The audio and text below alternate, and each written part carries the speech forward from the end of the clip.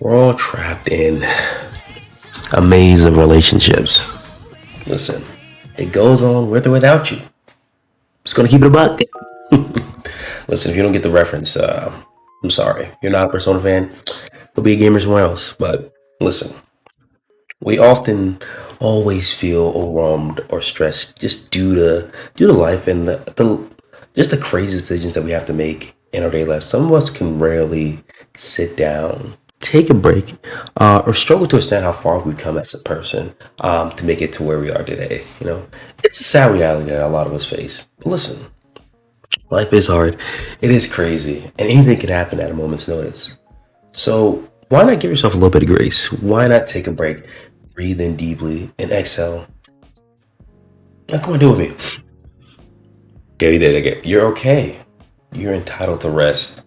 And that's what this manga I'm about to talk about, Hirayasumi, symbolizes to me. It's like a home cooked meal in a way. It's like fresh and atmospheric. There's nothing like for me, because I'm Nigerian, I eat a lot of okra and tool when I was younger. That's what it feels like, just grabbing that tool. And if you're Nigerian or African, you know what that tool, that okra is like, putting that shit in your mouth. Pause. Not like that. Yeah, not like that. But you know what I mean? It's good. It's tasty. Delicious, even. But like I said, this is what it means to me, and that's what the story kind of speaks as well. It's humanity of the story. We seldom read stories like this, I guess, that encourage you to kind of slow down and take a breather for life. We love stories that kind of like provide the abstract and avant-garde, the adventure stories, the characters pushing themselves to the limits, like we see in like Jujutsu Kaisen or any shonen, like, or even things like Chainsaw Man, like kind of actualizing that perseverance in a way, which is they're not bad stories, but they are unique stories in the way they tell them.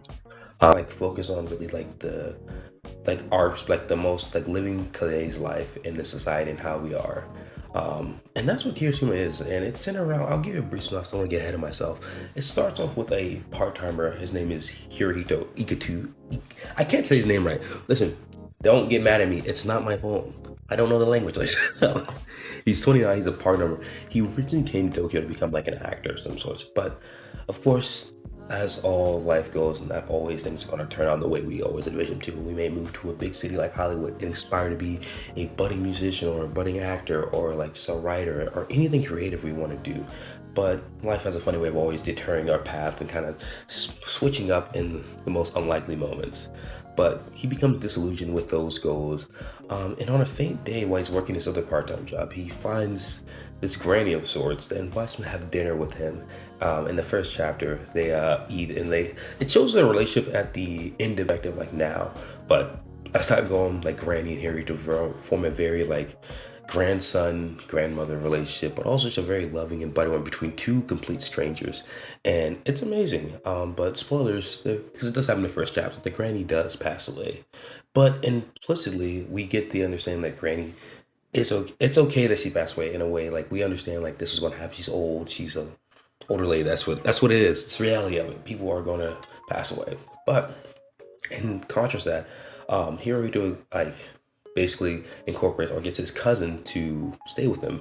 Not for any reason. He was 18, 19, going to college, and she's attending art school. And the story goes from there as they kind of navigate their life with these newfound board relationship between Hirohito and Nacha, and that's her name, as they go through like the daily life and, like I said, trying to navigate themselves in a way that's good for each other, but also shows personal development of each as they're going along. But like he's trying to find like he's like is inspired to be dispassionate, but he's not. He's just a very like self-aware person. He actually has a lot of nuggets of truth in his life that he kind of implicitly gives to Nacha just by being there with her, helping her understand like, hey, are you okay? Like, you want to talk about it? Do you want to like emotionally get through this, or you just want to chill? We can do either way.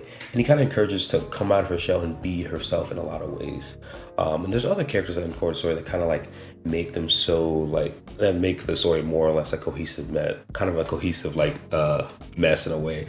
Like all of Nacha's friends, and it kind of reflects a deep reality. He's one of those characters kind of reflect a deep reality to life.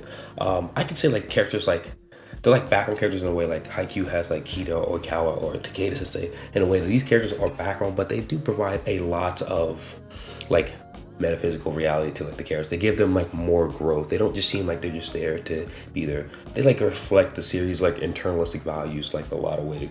Like the stories like kind of values that I really got from it, or like grace and being okay with this part of life, and knowing that it's just a path that we're going on. It's not going to be the end all be all, and that's what they kind of like symbolize for each other in a way. But yeah, that's just a basic synopsis of the story, but I would go into more further detail to understand it and to get the in-betweens of it. But the story is just a very humanist story about us, and also like how life has affected us all like pre-COVID and stuff like that. Because the author did go through a bit of cancer, but it's like in the last 2 years before he wrote the story. So it's like his perspective on like life and giving and the struggles of like just trying to be honestly who you are.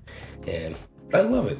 It's amazing. I think it's a definitely good read. I did cover it in my manga video like 2 weeks ago. So hey, if you wanted more, this is more for you. This is perspective you need. Just a little short one to keep you guys' ears on the ground. You know. No, I'm still uploading. I'm going crazy. But yeah, I love Hirayasumi. It's probably, I would say it's still probably one of my top mangas of the year, but it's still ongoing. 30 chapters. Light read for anybody. The art and the storytelling are fantastic. If you liked any stories like the ones previously mentioned, like Insomniacs, or anything that has like a realistic depiction of like, I would say haiku in a way. Like I like saying haiku because like the art kind of reminds me of that in a way.